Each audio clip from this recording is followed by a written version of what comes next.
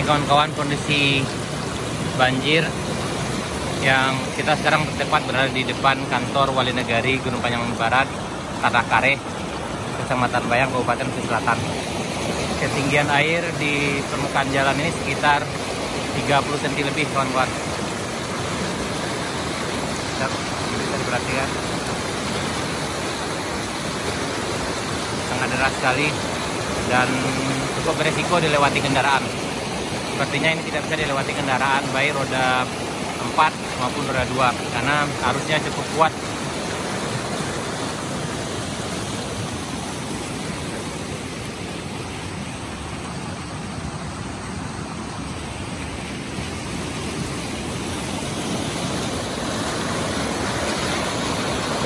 Ya, beginilah keadaannya, kawan-kawan. Sekarang hari Kamis tanggal 22 September 2022, tepat jam 9:10 waktu Indonesia Barat. Baik, kawan-kawan, kita akan coba exploring ke tempat lain untuk melihat situasi kondisi banjir yang terjadi di daerah Kecamatan Bayang, Kabupaten Sulawesi Selatan, Sumatera Barat.